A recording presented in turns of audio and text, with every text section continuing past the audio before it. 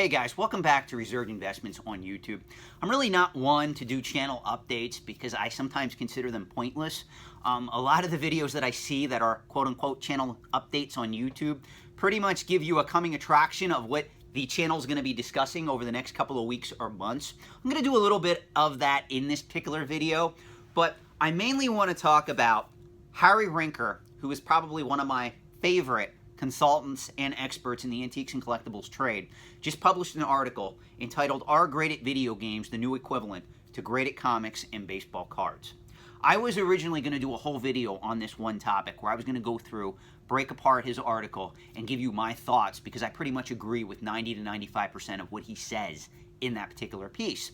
I then realized it would probably be better off for my viewers to click the link in the description because I actually linked this particular article in this video's description so that you guys can just click on it. It takes you right to Harry's website and it takes you right to this article so you can read it for yourself.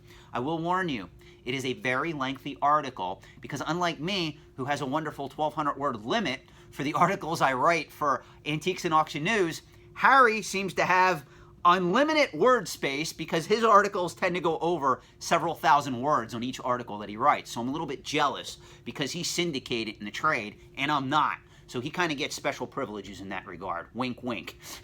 Me, I have an editor where I pretty much have to kind of conform to the demands of what they require for their publication. So I only get to write max 1,200 words when I write an article. Ironically though, all kidding aside, this article is very well done. It brings up a lot of points that I've talked about on this channel in depth. It also does kind of go into detail over how easy it is to manipulate a lot of these markets in the antiques and collectibles trade. And it also gives examples going back to this book that Harry wrote back in 1988, which is How to Make the Most of Your Investments in Antiques and Collectibles, the first insider's guide to manipulating the antiques and collectibles markets to maximize your investment.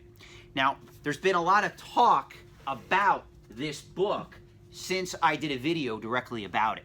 And a lot of people are asking me, Sean, if it's that easy to manipulate these markets, why should I collect or invest and patronize these markets? You have to understand, anytime you have an unregulated secondary market, doesn't matter what it is, there's going to be people operating in that market that are taking advantage of that market for themselves, for their own vested interests. That's what capitalism is, guys.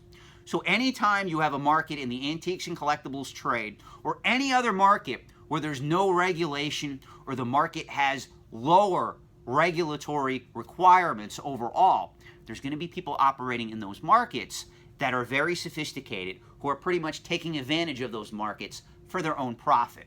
This article goes into depth and talks a lot about the talking points that I made on this channel. And again, I want to state this. I have absolutely no disrespect towards WATA, towards Heritage Auctions, towards Certified Link, towards any of these other players in this market. All I ask, and I've said this multiple times, I really wish WATA would stay out of the secondary marketplace. At present time, they seem to not be pulling any stunts like they did with the Super Mario Brothers game that sold for over $100,000, which is talked about directly in this article. However, I am monitoring and studying these markets because I'm very concerned now that we have grading companies that are manipulating some of these markets like this, it's only a matter of time before more individuals see money in a lot of these markets, whether we're talking Magic the Gathering, Pokemon, graded video games, vintage video games, and come in and manipulate it to their advantage as well. So you got to be really careful. Somebody put in one of the comments section of one of my videos, Sean, is the sports cards market being manipulated? Is the comic book market being manipulated at present time? The answer is yes. Any market, whether we're talking coins, antique furniture, I don't care what the collecting category is pretty much has been or is being manipulated at present time by people who have a vested financial interest in these markets. It's just like why I don't invest in cryptocurrency, guys. Cryptocurrency is easy to manipulate.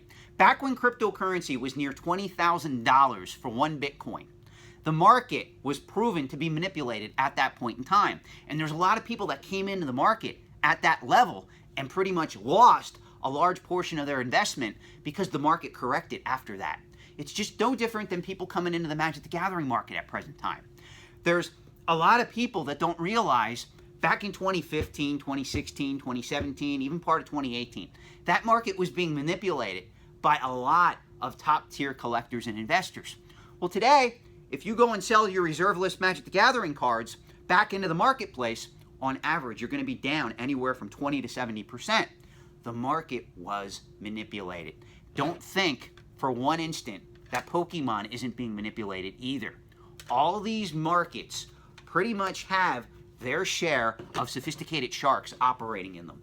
I know. I made money in these markets. I'm going to have videos coming up where I pretty much reveal some of the tricks and the tools of the trade that I use to maximize profits in these markets. And I know a lot of you guys are not going to like those videos. That's why I've been hitting at it up until this point.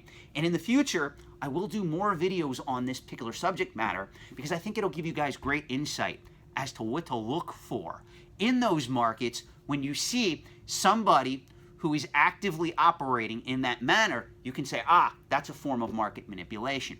It's very easy to tell. Go on any of these collecting forums. One of the things that amazes me, and this is something that I state early on in these videos, I dislike a lot of collecting forums out there.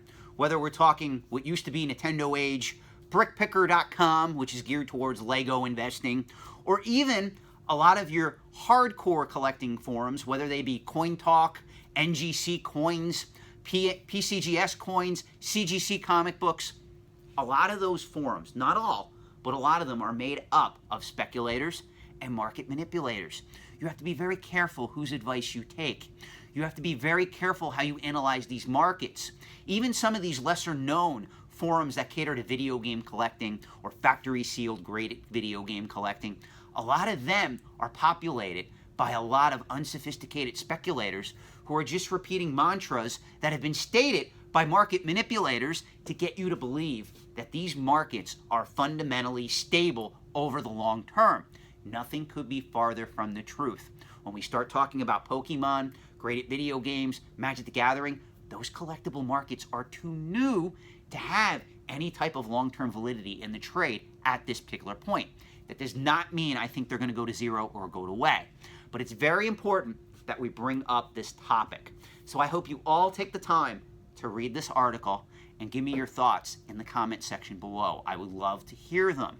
I also want to state that I have a lot of respect for Harry Rinker because when I started out in the trade, guys, I actually set out to prove Harry Rinker wrong, and I could not. It took me 10 years to realize that the man pretty much is a concrete fixture in the trade. A lot of his principles still hold true today. You know, if you go on any collecting forum or even in the comment section of some of my videos, Sean, that guy preaches what Harry Rinker talks about. Harry Rinker's an old man. Harry Rinker has seen so many collecting categories come and go bust. Do you have any idea how much knowledge he has? Do you really think at his age, and I think he's in his mid to late 70s, he would be writing articles like this, cautioning people from getting into these markets, if he seriously didn't see sharks in the water and some worrisome trends that are taking place in a lot of these markets? But to you guys out there, some of you guys who have only been collecting 10, 20 years, you look at this and you go, oh, this is an opportunity. It's an opportunity, but again, you're not looking at the risk or the long-term fundamentals of any of these markets. That's all I'm going to say on this topic. I hope you enjoy this article. I'm curious to know your thoughts. Now, before I go, I do want to state what topics we're going to be going into next on this particular channel. I would like to do another unofficial Q&A video because a lot of people have been asking me pretty intense questions in some of the comment section of my videos that I haven't had time to answer individually. So I may do that sometime over the next 30 days. You may see that premiere on this channel. So if you did ask me a question in the comment section of some of my earlier videos or most recent videos and I didn't have time to answer it, I may just come back around and answer your question on camera to give you my feedback. Another topic we're going to be going into is, again, we're going to go further into art. We're going to talk about coins, currency, of course, vintage comic books. I'm going to be circling back because I want to finish my video where I said I would be doing a video on my thoughts of Toy Hunter and how that affected the vintage toy market back between 2012 and 2015, because that kind of ties in with Disney buying Star Wars and the release of the new Disney movies. So I think that'll be an important video for me to produce on this channel.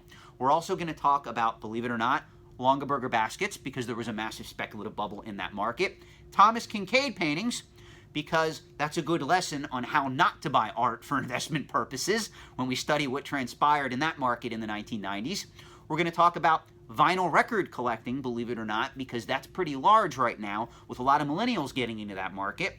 And we're going to talk about other esoteric collecting categories that I don't want to talk about in this video because I don't want to ruin the surprise. So I hope that you'll join me in those particular videos that will air over the next coming weeks on this particular channel. As always, I thank you for your views. I thank you for your feedback, whether you agree with me or disagree with me. And I always thank you for your comments. I know sometimes I am not as nice as I could be in the comment section when I respond to someone. You have to understand though, guys, I have been doing this for so long. I've pretty much heard every question probably over and over dozens of times. So if I respond in a direct manner, it's nothing against you. It's just my nature because I've been doing this so long. So I thank you for all your feedback. I thank you for your views. If you are getting anything out of this channel and you're not a subscriber yet, please consider subscribing.